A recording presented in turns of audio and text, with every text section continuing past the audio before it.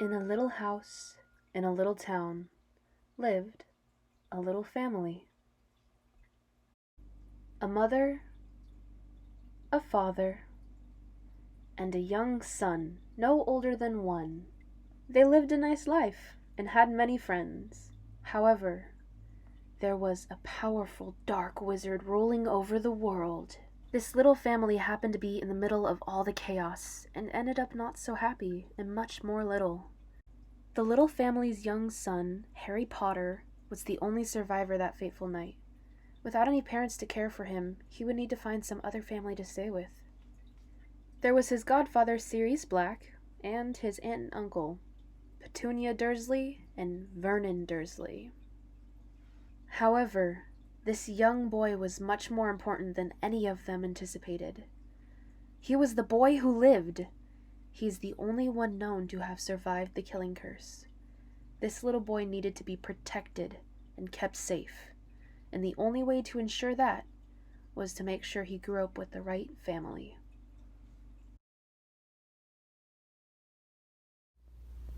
We are here at this hearing to discuss who shall obtain custody over Harry Potter, said Cornelius Fudge, the Minister of Magic.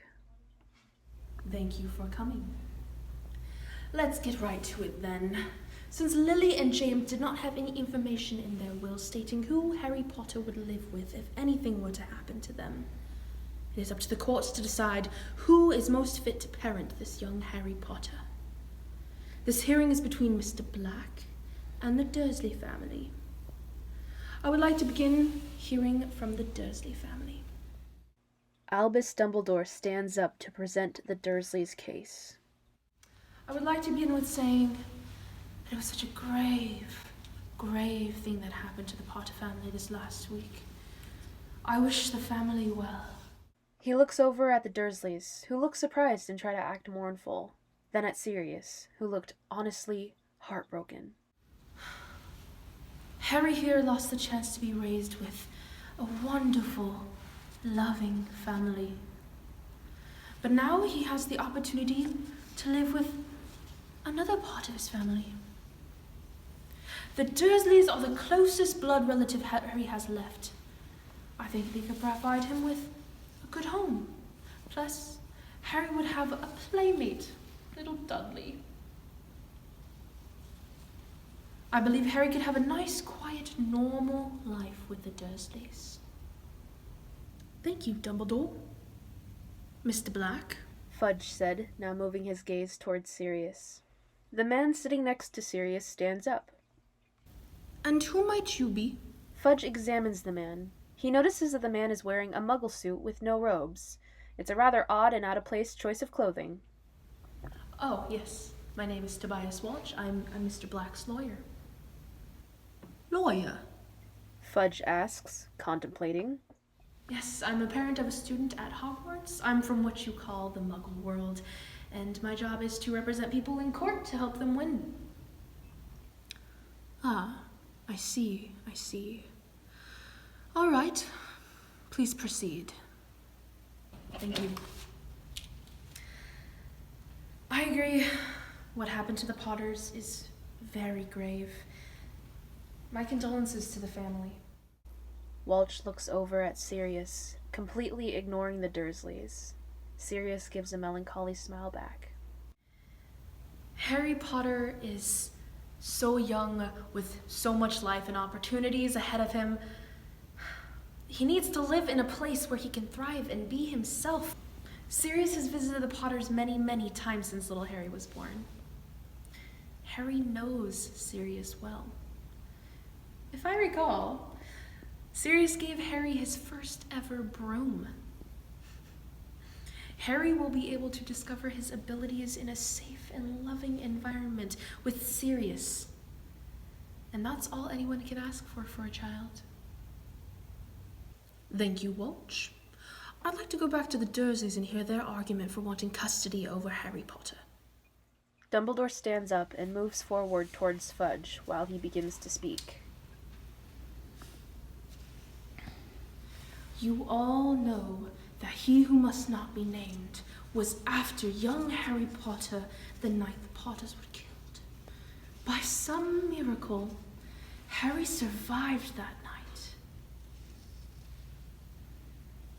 This little boy is very, very special and must be protected. I believe that that night, Lily sacrificed herself to save Harry.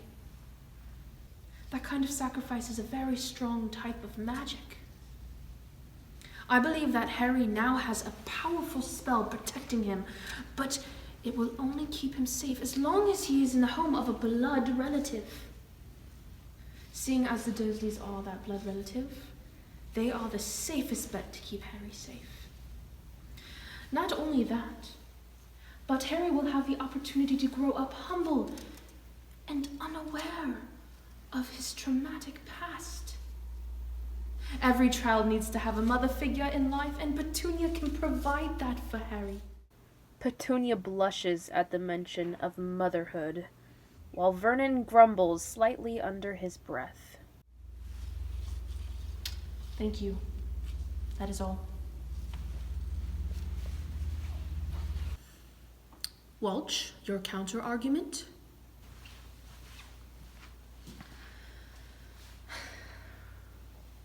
Let me start off by saying yes.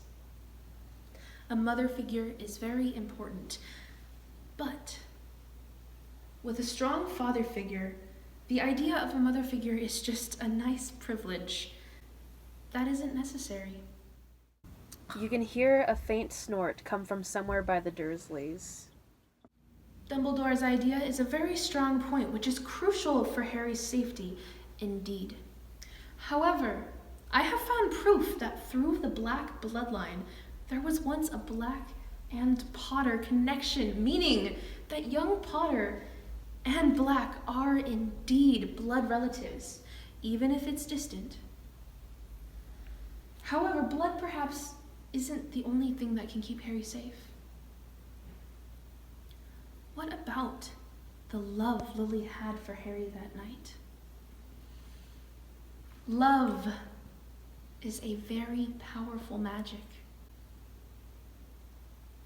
Not only does Mr. Black have some blood relations to Harry, but he also has love for Harry that is just as powerful.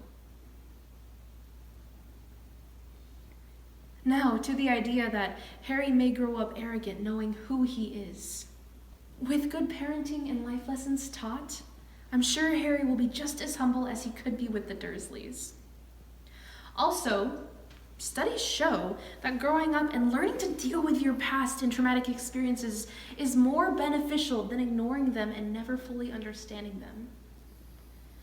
Harry needs to understand what he's been through,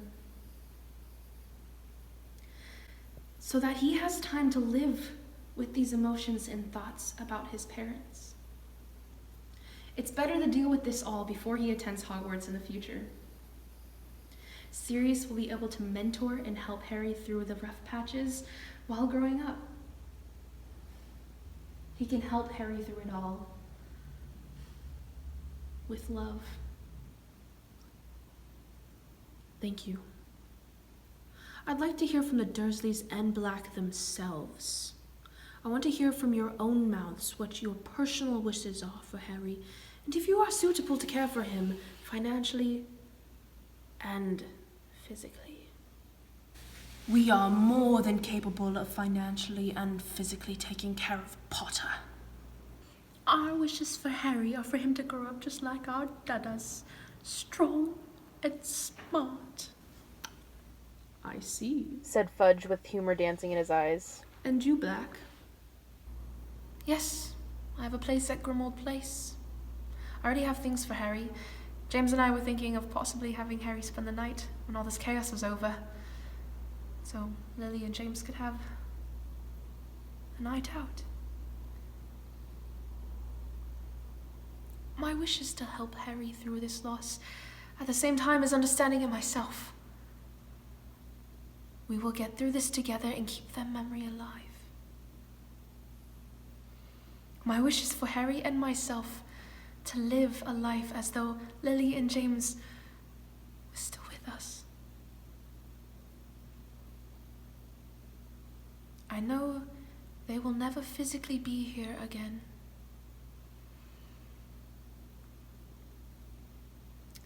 But they will always be in our hearts. The Dursleys shift slightly, as if the amount of emotion shown made them physically uncomfortable. All right. Thank you, both of you. Now, I'd like to bring out Harry just for a moment. Part of this decision I make has to do with how comfortable Harry is with both of you. A young brunette walks out with little Harry in her arms. He looks around at the large courtroom in awe of all the people. She stands in front of the crowd and continues to hold Harry while he looks around, still in wonder over the big room with all the people in it. Thank you, Gretchen. Sirius, Dursleys, please come forward. I want you to try to engage with him. I want to see how he reacts with you. A nervous Dursley and Black move forward towards the little Harry Potter. Harry stopped looking around at all the people and looked at the group of people walking towards him. First, Harry looked at the Dursleys.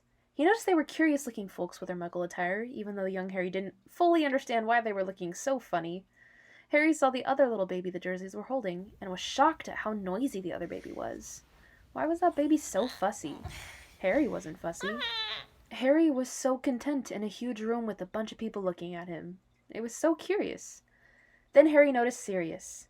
Harry was excited to see Sirius standing there. It seemed like it had been forever since he'd seen him. Harry was so excited he began smiling and clapping his hands towards Sirius. He didn't want this girl to be holding him anymore. He wanted Sirius. All right. That's enough. I'm going to call a recess to deliberate all this information. We will come back in 15 minutes for the results. Thank you. These 15 minutes seemed to take forever. The Dursleys looked bored, while Dumbledore looked content. Sirius was full of fear and nerves. What if he didn't get custody of Harry? What would those horrible people do to him? He looked over at the Dursleys with concern and anger. What would James and Lily think if he didn't win? However, soon enough the minister came back out. Welcome back. And took his place on the podium. I've thought long and hard about this decision. You both have good reasons for wanting custody over Harry Potter. However, I had to make a decision. Although I think both of your families would be beneficial for Harry in the long run, I'm going to grant custody to... There was a long pause, and the whole room fell silent. All eyes were on Fudge, and all breaths were being held. After what felt like an eternity, when in reality it was probably only 5 seconds, Fudge announced, Sirius Black.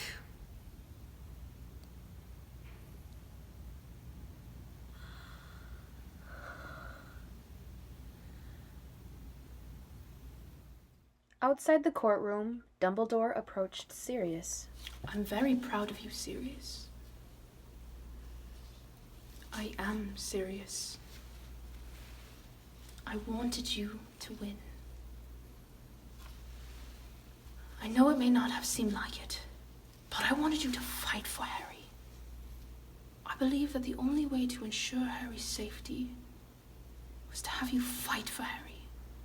To show your love for him in front of the whole Wizengamot. I'm fully confident that you will be a great guardian, and I'm so happy for you and Harry.